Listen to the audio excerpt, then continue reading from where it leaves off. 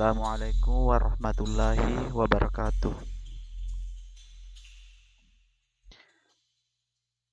Pertama-tama,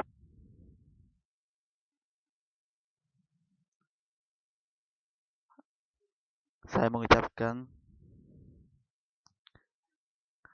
semoga kalian semua selalu dalam keadaan sehat walafiat dan diberikan rahmat oleh Allah Subhanahu wa taala. Amin. Allahumma amin. Berjumpa lagi dengan Bapak dalam mata pelajaran akuntansi dasar.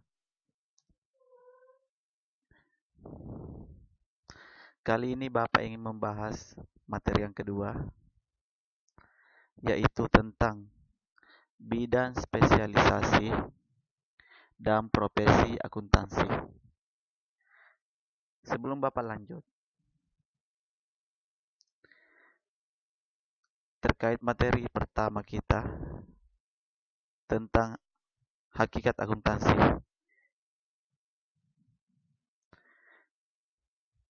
Bapak sangat mengharapkan kalian sudah memahami apa itu akuntansi, apa tujuannya, perannya, dan pihak-pihak mana sajakah yang membutuhkan informasi akuntansi. Kalian harus ingat itu terus ya. Baiklah, untuk materi kedua, bidang spesialisasi dan profesi akuntansi, ada dua cakupan materi. Yang pertama yaitu profesi akuntansi. Yang ketiga, bidang spesialisasi akuntansi. Sebenarnya tiga masih ada, tapi nanti kita bahas di belakangan itu tentang kode etik profesi akuntansi. Oke, kita melangkah ke bagian pertama, yaitu profesi akuntansi.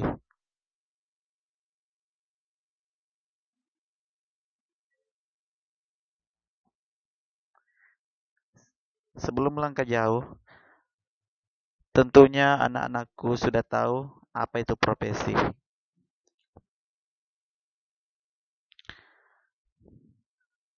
Profesi itu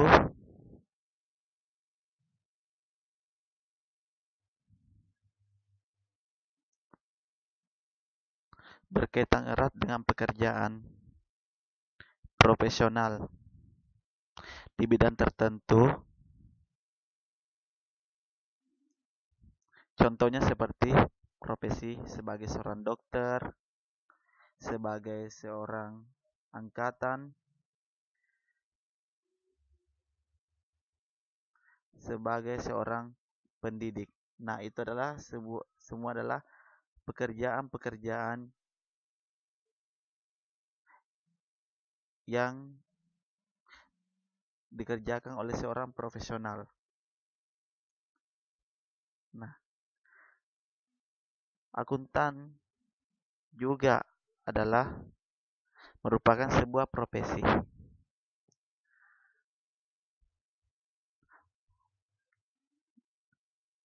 Nah, kalian sudah tahu ini. Apa saja sih profesi-profesi seorang akuntan?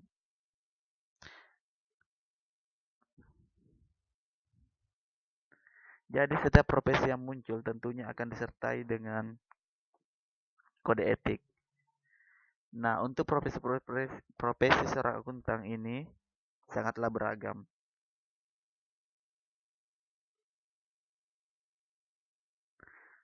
Karena di dalam sebuah akuntansi ada pekerjaan-pekerjaan yang berbeda di mana seorang akuntan tidak boleh mengerjakan sekaligus.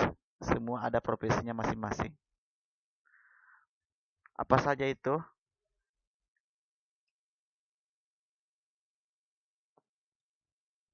Nah, inilah 7 profesi akuntansi. Yang pertama ada akuntan publik atau public. Yang kedua, akuntan pajak. Yang ketiga, kantor jasa akuntan. Yang keempat, akuntan perusahaan. Yang kelima, akuntan pemerintahan. Yang keenam, akuntan pendidik. Dan yang terakhir, teknisi akuntansi. Oke, kita akan bahas satu-satu.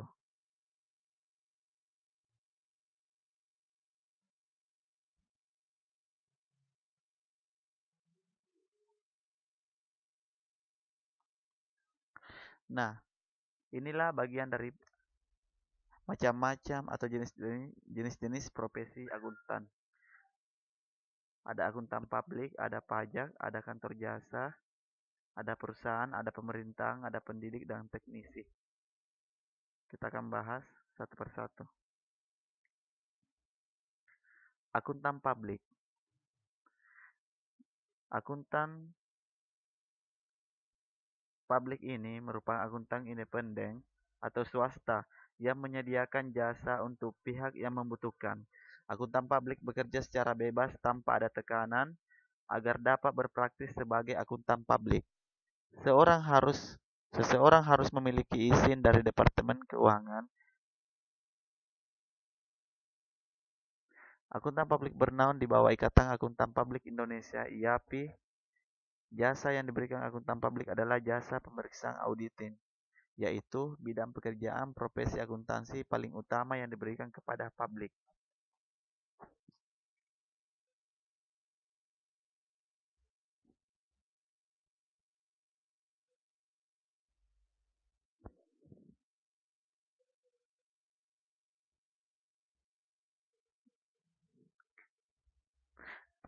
Bidang jasa akuntan publik itu ada tiga. Yang pertama, jasa atestasi, termasuk di dalamnya adalah audit umum atas laporan keuangan. Yang kedua, jasa non-atestasi, mencakup jasa yang berkaitan dengan akuntansi, keuangan, manajemen, kompilasi, perpajakan, dan konsultasi. Yang ketiga, jasa audit umum atas laporan keuangan. Seorang akuntan publik hanya dapat melakukan paling lama untuk 3 tahun berturut-turut. Selanjutnya, ada akuntan pajak. Nah, jadi akuntan pajak ini bergerak di bidang jasa perpajakan, yaitu jasa akuntan publik yang banyak dibutuhkan masyarakat. Tujuan pemberian jasa ini adalah untuk memenuhi peraturan perpajakan yang berlaku serta untuk membantu membuat perencanaan pajak. Akuntan pajak bernaung di bawah Ikatan Akuntan Pajak atau disingkat IAPJ.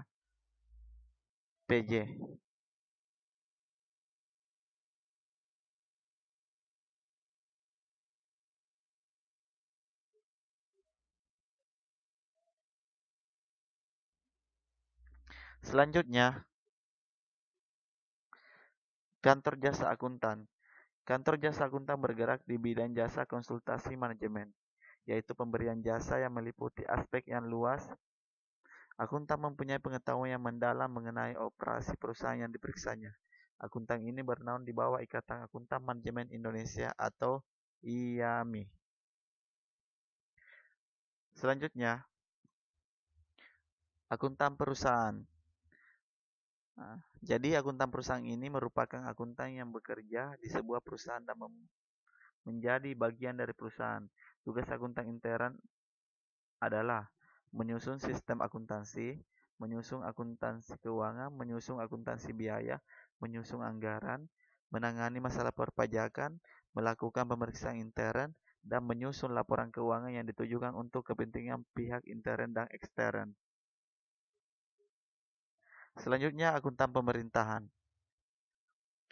Nah, akuntan pemerintahan ini merupakan akuntan yang bekerja pada badan pemerintahan, perusahaan negara, bank pemerintah, Direktur Jenderal Pajak, Direktorat Jenderal Pengawasan Keuangan Negara. Akuntan ini bernaung di bawah Ikatan Akuntan Sektor Publik atau IASP.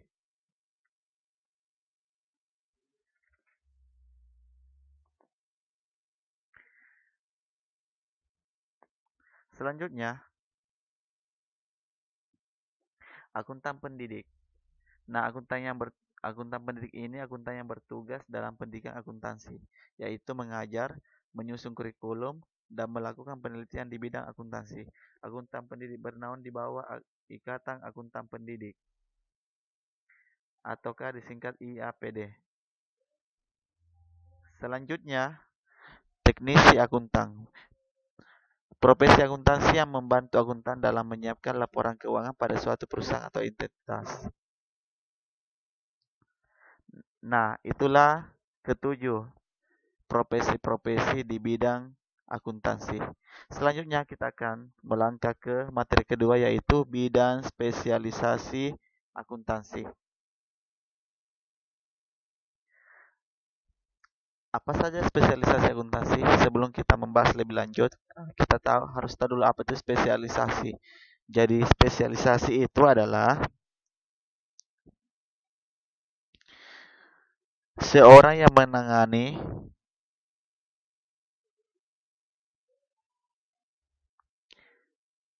bidang-bidang tertentu. Jadi ada tugas-tugas spesifiknya. Nah, contohnya kita di dunia kedokteran, ya ada spesialisasi jantung, ada spesialisasi kulit, ya ada spesialisasi THT. Nah, jadi spesialisasi itu dia menaungi hanya satu bidang, tidak boleh mencampuri spesialisasi yang lain. Nah, sama di dunia akuntansi, terdapat juga beberapa macam spesialisasi akuntansi atau bidang-bidang spesialisasi akuntansi. Apa saja itu bidang-bidang spesialisasi akuntansi, kita akan bahas lebih lanjut. Nah, ini adalah 10 spesialisasi yang ada di bidang akuntansi. Yang pertama ada akuntansi anggaran, ada akuntansi biaya, ada akuntansi perpajakan, ada akuntansi keuangan, ada akuntansi manajemen, ada akuntansi pemeriksaan, ada akuntansi pemerintahan, ada akuntansi internasional, ada akuntansi sektor publik, dan yang ke-10 adalah sistem akuntansi. Oke, selanjutnya kita akan bahas satu persatu. Nah, di sini ada 10 ya jenis-jenis spesialisasi akuntansi. Tapi yang dibahas itu hanya 7. Yang pertama adalah akuntansi keuangan.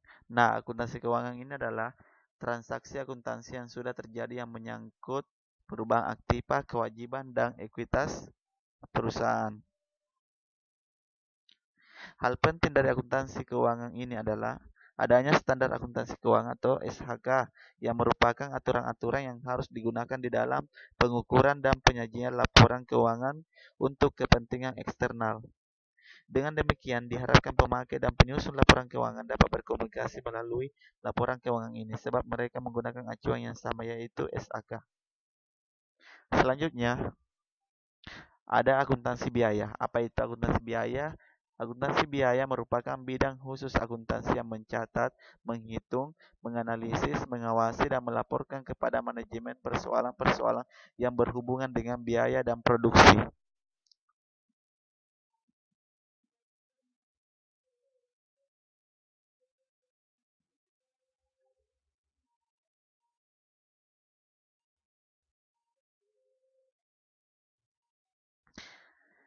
Hasil akhir dari proses akuntansi biaya adalah laporan harga pokok produksi, di mana laporan tersebut digunakan untuk manajemen untuk menilai pelaksanaan rencana operasi yang telah ditetapkan dan menentukan rencana operasi di masa yang akan datang.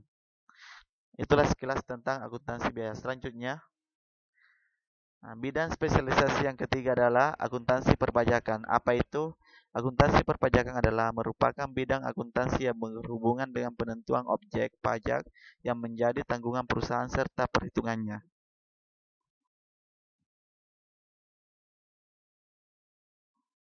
Kegiatan dalam akuntansi perpajakan adalah membantu manajemen dalam menentukan pilihan-pilihan transaksi yang akan dilakukan sehubungan dengan pertimbangan perpajakan. Oleh karena itu, akuntan yang bekerja pada bidang ini harus mengetahui dengan benar tentang undang-undang perpajakan yang berlaku. Itulah tentang spesialisasi akuntansi perpajakan. Selanjutnya, ada akuntansi anggaran. Nah, akuntansi anggaran itu berhubungan dengan pengumpulan dan pengolahan data operasi keuangan yang sudah terjadi serta taksiran kemungkinan yang akan terjadi untuk kepentingan penetapan rencana operasi keuangan perusahaan dalam suatu periode tertentu.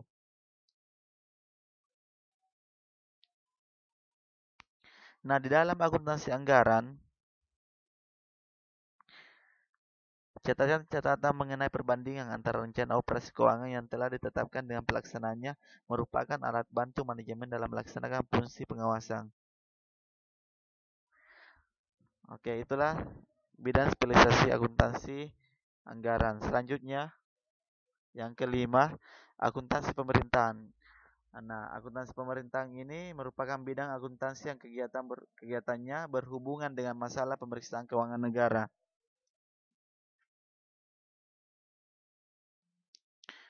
Nah, di dalam akuntansi pemerintahan ini ada karakteristik akuntansinya. Yang pertama, pemerintah tidak berorientasi pada laba, sehingga dalam akuntansi pemerintah tidak ada laporan laba dan laporan akuntansi yang berkaitan dengannya.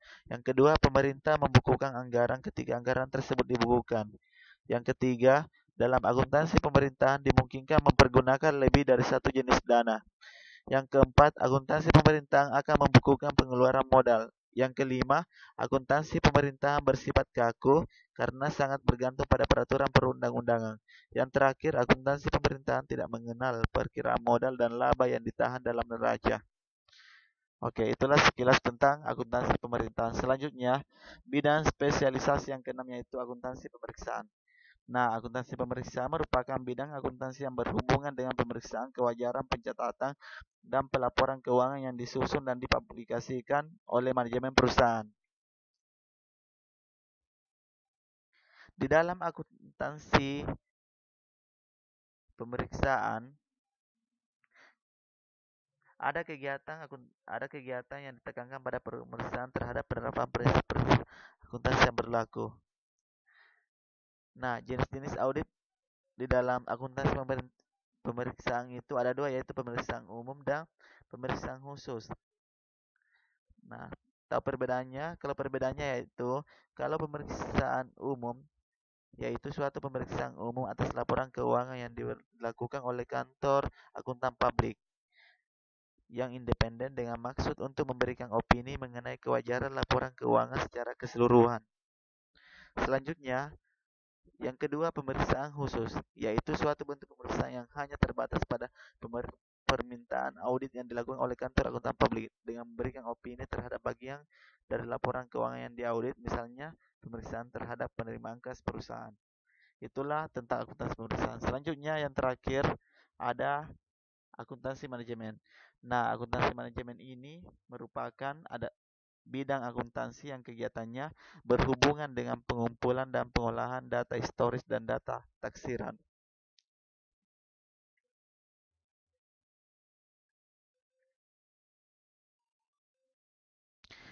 Nah, tahukah kalian tujuan dari kegiatan akuntansi manajemen? Tujuannya yaitu menyediakan data yang diperlukan bagi manajemen dalam menjalankan kegiatannya sehari-hari dan dalam penyusunan rencana kegiatan operasi di masa yang akan datang.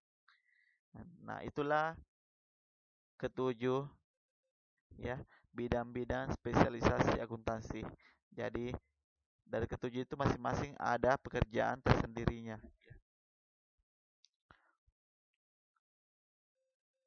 Nah, sebelum Bapak akhiri tadi, Bapak menyampaikan bahwa masih ada satu materi yang terkait dengan bidang spesialisasi dan profesi akuntansi, yaitu kode etik profesi. Jadi di dalam akuntansi, di dalam bidang akuntansi itu sendiri ada juga kode etik yang harus dijalankan oleh seorang profesi. Ya, karena setiap profesi itu, baik profesi yang lain maupun profesi seorang akuntan itu, ada kode etik yang harus dijalankan. Hal ini terjadi agar orang yang menjalankan profesi tersebut benar-benar memahami dan menjalankan profesinya dengan baik, seperti seorang akuntan. Nah, etika profesi akuntansi ini sangat penting, ya.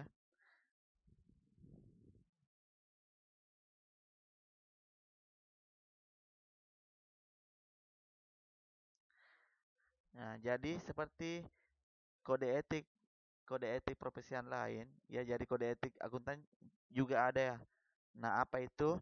Kode etik akuntan yaitu norma dan perilaku yang mengatur hubungan antara auditor dengan para klien, antara auditor dengan sejawatnya, dan antara profesi dengan masyarakat. Kode etik akuntan Indonesia dimasukkan sebagai panduan dan aturan bagi seluruh anggota, baik yang berpraktik sebagai auditor, bekerja di lingkungan usaha, pada instansi pemerintah maupun di lingkungan dunia pendidikan. Ya, jadi auditor itu adalah pihak yang mengaudit atau yang memeriksa keuangan perusahaan maupun badan-badan tertentu ya dalam sebuah organisasi. Nah, adapun prinsip-prinsip atau etika yang tercantum dalam Kode Etik Akuntan Indonesia ada 8. Yang pertama, tanggung jawab profesi. Yang kedua, kepentingan publik. Yang ketiga, integritas. Yang keempat, objektivitas. Yang kelima, kompetensi dan kehati-hatian profesional. Yang keenam, kerahasiaan. Yang ketujuh, perilaku profesional. Yang kedelapan, standar teknis. Ya, jadi itulah kedelapan prinsip etika yang harus dijalankan oleh seorang akuntan. Nah, itulah 3 materi yang kalian harus pahami ya, mulai dari profesi akuntansi, bidang spesialisasi akuntansi, dan yang terakhir adalah kode etik profesi akuntan. Ya. Jika ada yang kurang dipahami, bisa ditanyakan kembali ataukah bisa diulang ini video ya agar kalian bisa memahami. Sebelum Bapak akhiri, ya, Bapak minta berikan like ya, komentar di dalam video ini. Demikian pembahasan dari Bapak. Sekian dan terima kasih. Wassalamualaikum warahmatullahi wabarakatuh.